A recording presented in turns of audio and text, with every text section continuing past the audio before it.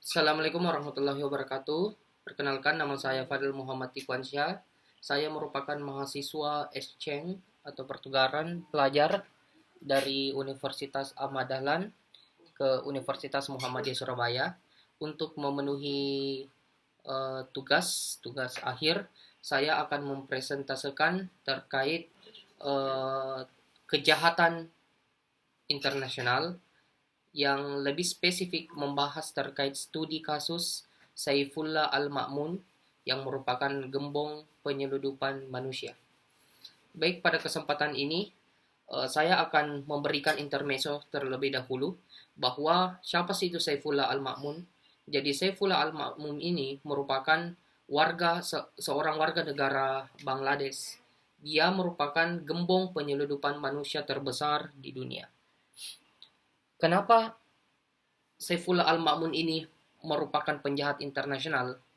Terlebih dahulu perlu diketahui bahwa eh, penyeludupan manusia merupakan salah satu contoh daripada kejahatan internasional. Dan kenapa kejahatan internasional itu, kenapa penyeludupan manusia ini masuk dalam kategori kejahatan internasional? Hal itu dikarenakan bahwa eh, penyeludupan manusia ini merupakan salah satu bentuk kejahatan yang mengkaitkan banyak jaringan di berbagai negara. Seperti contohnya Saifullah Al-Ma'mun ini, di mana Saifullah Al-Ma'mun ini memiliki banyak sekali jaringan, seperti jaringan lintas negara ya, seperti negara Peru, Ekuador, Kolombia, Panama, Costa Rica, Nicaragua, Honduras, Guatemala, dan juga tentunya Meksiko yang merupakan negara Amerika Latin. Jadi kebanyakan daripada korban migran yang diseludupkan itu dari negara Asia seperti contohnya Afghanistan, warga negara Afghanistan, Bangladesh, India, Nepal, dan juga Pakistan. Perlu diketahui eh, cara daripada Saifullah Al-Ma'mun ini yang dapat dikatakan sebagai kejahatan internasional karena mereka membawa atau jaringan daripada Saifullah Al-Ma'mun ini membawa migran ini menuju ke negara Amerika dari negara Asia tanpa adanya izin atau legalitas yang ada. Inilah membuat yang membuat klasifikasi penyeludupan manusia ini masuk atau pengelompokan penyeludupan manusia ini masuk dalam kejahatan internasional karena lintas negara. Perlu diketahui begitu banyak negara yang dilewati tanpa adanya legalitas. Karena alur daripada Al-Ma'mun ini yaitu pertama dia akan mengirim melalui via udara atau via laut imigran ini secara secara tidak legal melalui negara Brasil. Setelah dari negara Brasil, maka dia akan membawa menuju Amerika Tengah dan tanpa ada legalitas, tanpa ada imigrasi dan beberapa TTB daripada imigrasi. Setelah itu masuk ke negara Meksiko dan setelah sampai di negara Meksiko maka akan diseludupkan menuju negara Amerika Serikat. Dan perlu diketahui bahwa sebenarnya sudah ada yuridiksi yang diatur terkait penyeludupan manusia ini, tepatnya pada Protocol Against the Smuggling of Migrant by Land, Sea, and Air tahun 2000, di mana kategori besarnya itu berbunyi atau penjelasan besar daripada penyeludupan manusia ini, di mana dijelaskan pada pasal 3 yang berbunyi poin A, penyeludupan migran berarti pengadaan untuk memperoleh secara langsung atau tidak langsung keuangan atau yang lainnya manfaat materi tentang masuknya seseorang secara tidak sah ke dalam suatu negara pihak di mana orang tersebut bukan merupakan warga negara atau penduduk tetapnya. Seperti yang telah saya tetapkan tadi bahwa penyeludupan ini dikategorikan sebagai kejahatan internasional karena meliput beberapa negara. dan setelah itu memasuki beberapa negara dan juga tidak memiliki legalitas untuk memasuki negara tersebut, atau bisa dikatakan masuk secara ilegal. Jadi perlu juga diketahui bahwa suatu negara dalam hal preventif atau pencegahan perlu mengetahui pola operasi penyeludupan migran. Hal ini dikarenakan eh,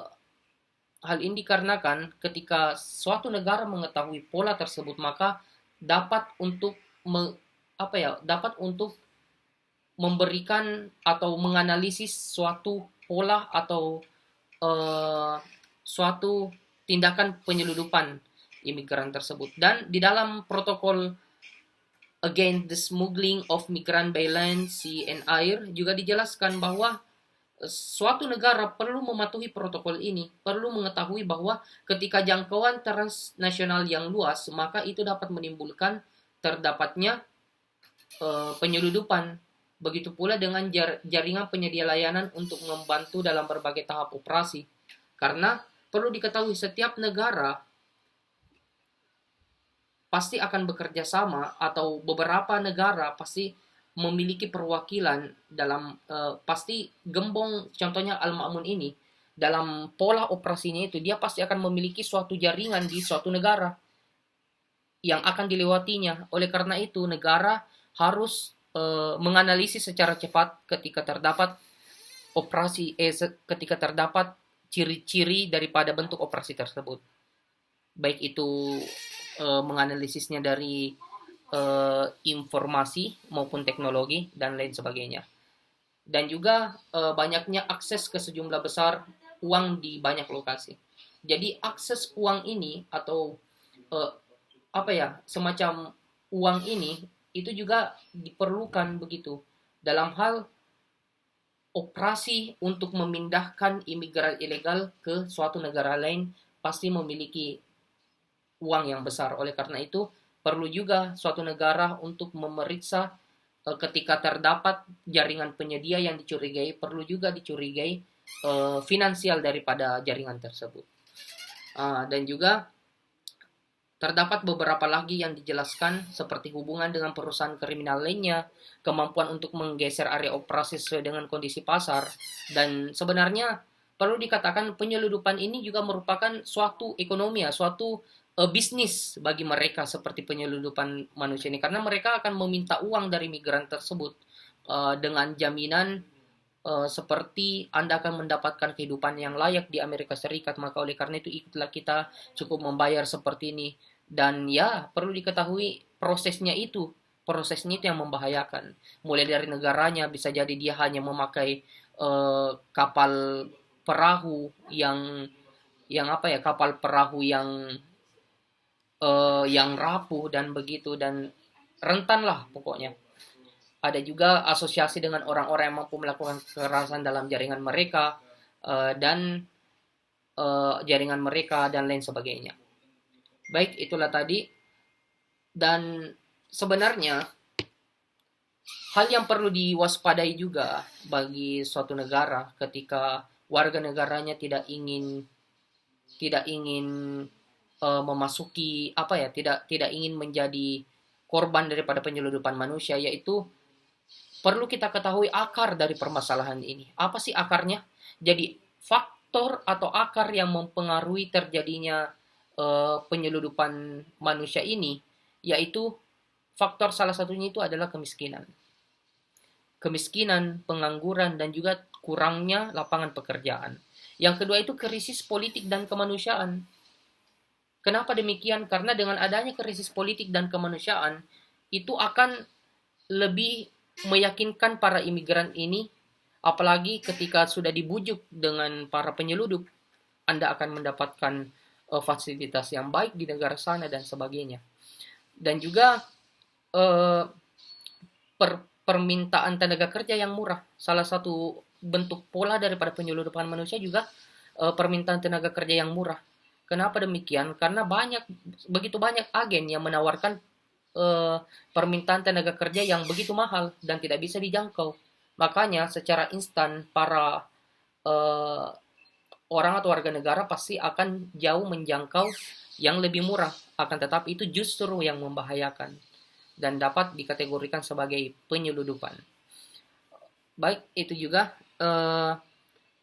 Dan juga ada poin lagi yaitu kebijakan imigrasi. Kebijakan imigrasi yang dimaksud merupakan kebijakan imigrasi yang tidak diperbaharui. Karena itu merupakan celah ketika kebijakan imigrasi tersebut lembek atau lemah, maka itu merupakan celah bagi penyeludup manusia atau seorang penyeludup untuk menyeludupkan manusia ke negara yang jauh lebih makmur daripada negara itu. Baik, adapun saya akan membahas terkait kasus Saifullah Al-Ma'mun ini. Perlu diketahui dalam Protocol Against the Smuggling of Migrant by Land, Sea, and Air disebutkan bahwa ada beberapa poinnya. Ada beberapa poin bahwa setiap negara pihak harus mengadopsi peraturan perundang-undangan atau peraturan protokol tersebut yang memungkinkan bahwa seseorang penyeludup manusia itu yang menyeludupkan manusia atau yang menyeludupkan warga negara ke negara lain, maka dia akan dihukum sesuai dengan konsep dasar sistem hukum dari negara tersebut. Jadi yang dikategorikan itu yang pertama yang melakukan kejahatan, itu yang pertama. Jadi yang melakukan kejahatan itu yang pertama yang menyeludupkan migran. Dan juga ketika dia memproduksi dokumen perjalanan atau identitas palsu dan menyediakan atau memiliki dokumen semacam itu. Tidak dapat dipungkiri bahwa bisa jadi internal pemerintah bisa juga terlibat dalam penyeludupan manusia ini dengan iming-imingan uang yang begitu besar. Baik, itulah tadi. Adapun yang terakhir, saya akan membahas terkait sistematika pengembalian korban atau migran yang juga telah diatur di dalam protokol tersebut atau protokol di atas protokol yang tahun 2000 itu, bahwa ketika setiap negara pihak setuju untuk memfasilitasi dan menerima tanpa penundaan yang tidak semestinya atau tidak masuk akal kembalinya seorang siapa warga negaranya atau siapa yang memiliki hak tinggal tetap permanen di wilayahnya di waktu kembali. Jadi ketika korban tersebut, karena bisa diketahui bahwa seorang imigran yang diseludupkan oleh penyeludup, maka dia di dalam protokol ini tidak dapat dikategorikan sebagai seseorang yang terpidana. Oleh karena itu, ketika diketahui gembongnya didapat dan warga negaranya telah ditemukan, maka dengan cepat agar sekiranya warga negara tersebut dikembalikan ke negaranya. Dan juga yang kedua, setiap negara pihak wajib mempertimbangkan kemungkinan untuk memfasilitasi dan menerima pemulangan yang berhak atas tempat tinggal tetap di wilayahnya pada waktu masuk ke negara penerima sesuai dengan hukum domestiknya. Dan begini juga, pemerintah juga diberikan semacam pernyataan untuk dapat menjamin warga negara ini dapat kembali ke tempatnya dan justru tidak dianggap sebagai pengkhianat negara dan sebagainya. Ada juga suatu negara pihak yang diminta harus memeriksa apakah seseorang adalah warga negaranya atau memiliki hak tinggal tetap di wilayahnya, dan untuk memudahkan pemulangan seseorang yang tidak memiliki dokumentasi yang layak, negara pihak di mana orang tersebut merupakan warga negaranya atau di mana yang memiliki hak untuk bertempat tinggal tetap setuju untuk menerbitkan atas permintaan negara pihak penerima seperti dokumen perjalanan. Baik, di poin 34 ini lebih singkatnya dia menjelaskan bahwa sebelum memasuki negaranya sendiri, maka dia akan dipastikan dulu apakah betul dia merupakan warga negara tersebut atau tidak. Dan ketika dia ingin kembali ke negaranya, hendaklah pemerintah untuk memfasilitasi dokumen yang ada apabila dia tidak memiliki dokumen untuk kepulangan ke negara kembali. Dan yang terakhir itu, setiap negara pihak yang terlibat dengan pemulangan seseorang harus mengambil semua tindakan yang tepat untuk melaksanakan pemulangan dengan tertib dan dengan memperhatikan keselamatan dan martabat orang tersebut. Di poin terakhir ini, protokol yang mengatur terkait penyeludupan manusia juga meninggikan terkait hak asasi manusia.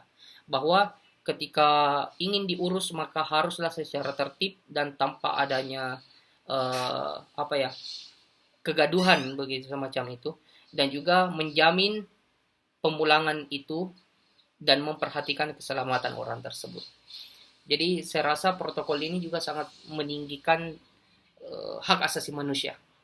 Dan mungkin untuk saat ini cukup itulah beberapa analisis mulai dari perkenalan terhadap kejahatan internasional, mulai dari Saifullah Al-Ma'mun ini kenapa bisa dikatakan sebagai kejahatan internasional dan dia merupakan gembong penyeludup terbesar di dunia, penyeludupan manusia di dunia, dan juga ada beberapa tadi langkah preventif untuk mengetahui pola dan juga untuk mencegah terjadinya hal ini terjadi kembali, serta bagaimana sih cara pemulangannya, seperti tadi pemerintah bahwa imigran ini merupakan korban dan juga pemulangannya itu dijamin oleh negara ketika tidak mempunyai dokumen akan difasilitasi oleh negara.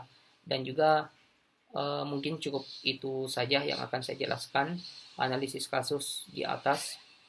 Jadi mungkin cukup sekian dari saya, kurang lebihnya mohon dimaafkan. Harapannya semoga video ini dapat bermanfaat bagi kita semua, dan kritik dan saran saya terima di kolom komentar di bawah. Terima kasih.